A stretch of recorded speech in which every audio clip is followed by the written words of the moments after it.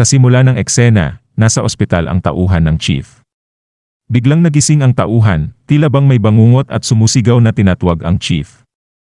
Pagkagising, napansin niyang nandoon pala sa tabi niya ang kanyang chief, kaya't nagulat siya at tinanong kung paano ito napunta roon. Sagot ng chief, naririnig niya ang tauhan at wag nang sumigaw. Sinabing hindi ito dapat magulat sa kanya. Sinabi ng chief na nasugatan siya, kaya siya nandoon at sumakay siya ng taxi papunta sa ospital. Nag-alala ang tauhan at tinanong tungkol sa dalawang klan na Goseong at Seongso. Tinanong niya kung ano ang nangyari sa kanila dahil nandoon ang chief sa oras na yon. Sumagot ang chief na okay na ang lahat at wala nang dapat ipag-alala. Ang tauhan ng chief ay hindi makapaniwala sa sinabi ng chief na naasikaso na ang mga problema sa dalawang klan. Tinukso pa niya ang chief na baka nahihiya lang ito dahil baka nagulpi lang kasi ito. Sagot ng chief, hindi siya nagsisinungaling. Tinanong pa siya ng tauhan tungkol sa high schooler na binanggit ng chief. Inamin ng tauhan na inatake siya habang papunta sa tindahan, kaya napagdesisyonan niyang hanapin ang high schooler.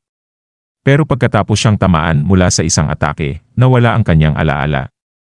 Nagkwento naman ang chief na akala niya ay malalagay siya sa panganib nang makita niyang dumadami ang mga miyembro ng Goseong at Seongso clan. Pero lahat ng ito ay nagbago nang dumating ang high schooler, na agad na pinabagsak ang lahat ng kalaban mula sa dalawang clan. Pagkatapos niyon, umalis ito at sinabing bayad na ang utang niya. Ang tauhan ng chief ay na-impress sa ginawa ng high schooler at sinabing astig ito. Sumang-ayon naman ang chief at sinabing iyon din ang unang pumasok sa kanyang isipan. Nagtaka ang tauhan kung ano at sino ba talaga ang high schooler na iyon kung siya ba ay isang halimaw. Sinagot siya ng chief na tulad ng narinig nila noon normal lang daw itong high schooler. Tahimik na lang ang tauhan pagkatapos niyang marinig ito. Nagpalit ang eksena at lumipat sa lugar kung nasaan si Eugene. Mukhang abala siya at focused sa ginagawa. Sa isang laro, bigla niyang hinuli ang bola gamit ang kamay. Tinawag ng referee na handball at nagulat ang lahat ng mga manlalaro sa ginawa ni Eugene. May isa sa kanila na nagsabing bakit niya hinuli ang bola, akala ba niya siya ang goalkeeper. Sumagot si Eugene na pasensya na at hindi niya sinasadya. Lumapit ang mga kaibigan ni Eugene at inanyayahan siyang maglaro pagkatapos ng kasalukuyang laro. Dahil may tutor class si Yung Chan sa mga susunod na araw, ngayon lang daw sila pwede maglaro. Sinabi ni Eugene na mauna na lang sila at susunod siya pagkatapos niyang ihatid ang kanyang kapatid na babae sa bahay. Tinanong ng kanyang mga kaibigan kung bakit niya kailangan itong gawin ng madalas. At sinabi ni Eugene na hindi kasi maganda ang pakiramdam ng kanyang kapatid. Pumayag ang mga kaibigan at sinabing maglalaan na lang sila ng isa pang spot para sa kanya. Lumipat ang eksena kay Dayon na nag-iisip kung ano ang ihahanda niyang hapunan. Nagmumuni-muni siya kung kimchi soup ba na mahilig ang kapatid niya pero hindi sanay sa maanghang o miso soup na lang. At biglang narinig niya ang usapan ng kanyang mga kaklase tungkol kay Eugene na kinilala bilang Sunbae at kung gaano ito kagwapo. Pinag-uusapan din ng kanyang mga kaklase na wala silang kapatid na kasing astig ni Ian. Lumapit ang dalawang kaklase kay Dayon at tinanong kung may kasintahan na ba ang kanyang opa o kapatid. Sumagot si Dayon na wala, na ikinatuwa ng kanyang mga kaklase. Agad na umalis ang dalawa para ulit tumingin kay Ian. Ngumiti na lang si Dayon sa narinig at nakita niya sa kanyang mga kaklase. Habang naglalakad si Dayon pagkatapos ng kanyang klase, iniisip niya kung gaano kapopular ang kanyang kapatid. Napapansin niya na maraming tao sa eskwelahan, pati na sa kanyang mga klase, ang nag-uusap tungkol sa kanya. Naisip din ni Dayon na 2 beses na siyang tinanong ni Yuna Sunbae kung may kasintahan na ang kanyang kapatid. Nagtataka siya kung bakit wala pang kasintahan si Eugene kahit na tila marami ang nagkakagusto rito. Nagulat si Dayon nang marinig mula sa mga kaibigan ni Eugene na nandoon ito sa gate ng eskwelahan para sunduin siya. Bumati si Dayon at nagkahiyaan sila ng mga kaibigan ni Eugene. Pagkatapos ng maikling pag-uusap, nagdesisyon ang mga kaibigan ni Eugene na umalis na muna at sabay sabing dalhin muna ni Eugene ang kanyang kapatid sa bahay bago sumunod sa kanila. Tinanong ni Dayon si Eugene kung may plano ba ito kasama ang kanyang mga kaibigan. Sinabi ni Eugene na oo, pero dadaan muna ito sa kanilang bahay. Nag-alala si Dayon na baka dahil sa kanya, kaya ginagawa ito ni Eugene. Pero itinanggi ito ni Eugene at sinabing may kailangan lang siyang kunin sa bahay. Sinabi ni Dayon na okay lang siya at hindi na kailangang samahan pa siya palagi ni Eugene. Inalok pa nga siya dati ni Yuna Sunbay ng bodyguard pero tinanggihan niya ito dahil gusto niyang mabuhay ng normal. Pumayag si Eugene pero may kondisyon na minsan-minsan ay maglalakad pa rin sila ng magkasama. Pumayag na lang si Dayon sa mukhang nakakatawa dahil sa kakulitan ni Eugene. Habang naglalakad, napansin ni Eugene ang isang babae sa kanilang daraanan. Ito ay ang babae sa opisina ng lolo ni Yuna. Tinignan lamang siya ni Eugene habang nagtataka si Dayon kung sino ito. Tumingin ang babae kay Dayon at kinilala siya bilang yung bata na kasama ni Yuna noon. Nang tanungin ni Dayon kung sino siya, sinabi ng babae na siya ay pinsan ni Yuna at gusto niyang magpasalamat dahil sa pagligtas nila kay Yuna. Imungkahi niya na ililibre niya sila ng hapunan bilang pasasalamat. Tinanggihan ni Eugene ang alok ng babae at sinabing sapat na ang pasasalamat na natanggap niya mula kay Yuna. Ayaw niyang tumanggap ng anumang bagay pa. Sinubukan ng babae na humingi ng oras para sa isa pang pakay, pero hindi tumigil sa paglalakad si Eugene at sinabing wala siyang interes sa anumang gustong itanong o sabihin ng babae. Habang lumalakad palayo si Eugene, halatang nagulat at naasar ang babae sa kanyang pagtanggi. Tinanong ng bodyguard ng babae kung dapat bang habulin niya si Eugene, pero utos ng babae na hayaan na lang ito. Habang tinitingnan ang likod ni Eugene na umalis, iniisip ng babae na halata sa mukha ni Eugene ang inis, habang harap-harapan siyang tinanggihan. Sa isang computer shop, sinabi ng isa sa mga kaibigan ni Eugene na pupunta siya sa CR habang nagwa-warm up ang iba. Sa paglakad niya sa hallway, nagkasalubong sila ng isang lalaki at nagbanggaan. Galit na sinabihan siya ng lalaki na mag-ingat at handa na siyang suntukin. Biglang dumating ang isa pang kaibigan ni Eugene na si Jaehyung at pinagtanggol ang kasamahan. Sinabi ni Jaehyung na okay ang reaksyon ng lalaki sa simpleng pagkakabangga. Tapos, habang papalapit, isinupla ni Jaehyung ang kanyang lollipop at tinanong ang lalaki kung mukha ba silang madaling apihin. Dahil dito, na-shock ang lalaki at umalis na lang. Matapos umalis ang lalaking gustong mangbuli kay Yongchan, sinabi ni Jaehyung na dapat na silang umalis dahil magagalit si Hyukjin sa kanilang pagka-late.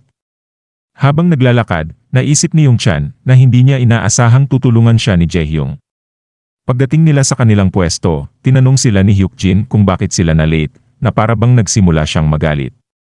Sinabi ni Jaehyung kay Hyukjin na may taong nanggugulo kay Yongchan at nakasuot ang taong iyon ng uniforme ng Gosok Technical High. Nag-alala si Hyukjin at tinanong si Yongchan kung okay lang siya. Inamin ni Yongchan na tinulungan siya ni Jaehyung kaya't walang nangyaring masama. Medyo nagulat at nahiya si Jaehyung sa pag-amin ni Yongchan, pero agad niyang binalik ang atensyon sa laro. Pagkatapos ng ilang sandali, bumalik ang lalaking nanggugulo kay Yongchan, kasama ang kanyang mga kaklase. Habang abala sa paglalaro ang mga kaibigan ni Eugene, may biglang nagsalita sa kanilang likuran na sinabing sumunod kayo sa labas. Nagulat sina Hyukjin, Jaehyung, at Yongchan at pagkatapos na pumunta sa labas. Takot at kinakabahan si Yongchan, iniisip na baka mas lumala pa ang sitwasyon dahil sa kanya. Ang lalaki mula sa ibang paaralan ay nagsalita, sinasabi na nagtataka siya kung anong uri ng backup mayroon si Jaehyung para magpakatapang. Nang makita niyang iisa lamang ang kasama ni Jaehyung, sinabi niyang napakamala silang lahat ngayong araw. Tumugon si Jaehyung na kapag mag-isa ang lalaki, takot itong magsalita, pero ngayong may dala itong mga kaibigan, biglang naging matapang. Inasar ni Jaehyung ang lalaki, sinasabing ang dahilan ng pagtakbo ng lalaki kanina ay para lang tingnan kung may backup siya, at tumatawa habang isinasalaysay ito. Sa galit ng lalaki ay sumugod ang mga ito kay Jaehyung, isang suntok mula sa lalaki, pero nakaiwas si Jaehyung at binigyan niya ito ng malakas na suntok pabalik na nagpaatras sa lalaki habang hinahawakan ang kanyang mukha. Samantalang iniisip ni Yongchan na kung sana ay mas maingat siya, hindi sana nangyari ang lahat ng ito. Ngunit sinabihan siya ni Jaehyung na huwag mag-alala dahil hindi siya ang may kasalanan, kundi ang mga lalaking iyon. Na-shock si Yongchan sa sinabi ni Jaehyung. Sa gitna ng tensyon, nagbigay ng komento si Hyukjin na ang ginawa ni Jaehyung ay parang ang sinabi ni Ijin noong nakaraan. Sinabi ni Jaehyung na ginawa niya ito ng di sadya dahil sa kanyang hanga kay Ijin ng panahon na yon. Tumatawa, sinabi ni Hyukjin na parang pinagpraktisan ni Jaehyung ang kanyang aksyon, na ikinagalit ni Jaehyung at sinabing hindi niya ito pinagpraktisan. Habang nag-uusap sila Jaehyung, nagpakita ng galit ang grupo mula sa ibang eskwelahan. Biglaang tumakbo ang grupo patungo sa mga kaibigan ni Eugene para sila'y atakihin. Sumisigaw ang isa sa kanila, pinapakita ang kanilang galit, ngunit napansin agad ito ni Jaehyung at agad niyang sinipa ang lalaking unang lumapit, na nagresulta sa pagbagsak nito sa lupa. Sumunod pa ang isang suntok mula sa isa pang lalaki, ngunit mabilis na naiwasan ito ni Jaehyung at binalikan niya ito ng isang malakas na suntok sa mukha. At si Yongchan ay namutawi sa takot at pag-aalinlangan dahil hindi pa siya nakakaranas ng totoong away. Bigla namang nagpasiklab si Hyukjin sa pamamagitan ng direktang suntok sa kanyang kalaban habang sinasabihan si Yongchan na manatili sa likod. Nagulat si Yongchan sa ginawa ni Hyukjin. Sumunod, binigyan siya ni Jaehyung ng assurance na kahit mas mataas ang ranking ni Yongchan sa laro, sila naman ni Hyukjin ang mas may karanasan at mas mataas ang ranking pagdating sa totoong away. Habang nanginginig at nagugulat, naisip ni Yongchan kung paano siya magpapakatino habang ang kanyang mga kaibigan ay nakikipaglaban dahil sa kanya. Muling tumayo ang mga kalaban na tinumba ni Jaehyung at habang nagtataka si Jaehyung kung paano nagagawa ni Ijin na patumbahin ang mga ito sa isang suntok lamang. At bigla siyang tinadyakan mula sa gilid nito ng mabilis. Sa gitna ng gulat, nakita ulit ni Jaehyung ang lalaki sa kanyang harapan ng ganun kabilis at handa ng umatake muli. Pero biglang lumitaw si Yongchan at niyakap ang kalaban na nagbigay daan kay Jaehyung na maglunsad ng mabilis na sipa. Sa wakas, nakatitig si Jaehyung sa kalaban na mukhang tuluyan nang nawalan ng malay. At syempre, may nakakatawang komento ulit mula kay Hyukjin. Binibiro ni Hyukjin si Jaehyung tungkol sa kanyang pagkakailangan ng tulong mula kay Yongchan. Galit na sumagot si Jaehyung, nagdadahilan sa nangyari at pinatahimik na lang niya si Hyukjin. Samantalang habang nakaluhod si Yongchan sa lupa, tinanong siya ni Jaehyung kung okay lang siya. Sumagot si Yongchan na okay siya at nagpasensya dahil sa kanya nagkagulo. Sabi ni Hyukjin, masyado daw madalas mag-sorry si Yongchan at inulit na hindi ito kasalanan ni Yongchan ayon kay Jaehyung na nag-acting na parang si Ijin. Sa susunod na eksena, makikita si Eugene na dumating sa computer shop at nagtataka kung nasaan ang kanyang mga kaibigan dahil hindi sila nagre-respond. Biglang dumating ang mga kaibigan niya. Sabi ni Jaehyung, huli na si Eugene at namiss niya ang isang magandang palabas. Inulat ni Hyukjin na may dumating na mga kalaban mula sa Gosok Technical High at tinalo nila ito ng 6 laban sa 3. Ngumiti si Yongchan at sabi ni Hyukjin habang sila'y naglalakad pataas sa hagdanan, kahit malakas daw sumuntok ang mga taga-Gosok, wala pa rin silang laban sa kanila. Pagkatapos pumasok sa computer shop, nagulat ang mga kaibigan ni Eugene sa nakita nila. 6 na tao mula sa Gosok High na walang malay at nakahandusay. Nagtanong si Jaehyung kung bakit nandoon ang mga ito at nawalan ng malay. Sa gitna ng pagtataka sumagot si Eugene na habang hinahanap sila nito ay bigla siyang inatake ng mga ito dahil sa kanyang uniforme. At lahat ng kaibigan ni Eugene ay nagulat at may katawa-tawang ekspresyon sa sinabi ni Eugene. At dito na po muli natatapos ang yugtong ito. Maraming salamat po. Huwag pong kalimutan mag-like at mag-subscribe para sa mga susunod na kabanata. Hanggang sa muli.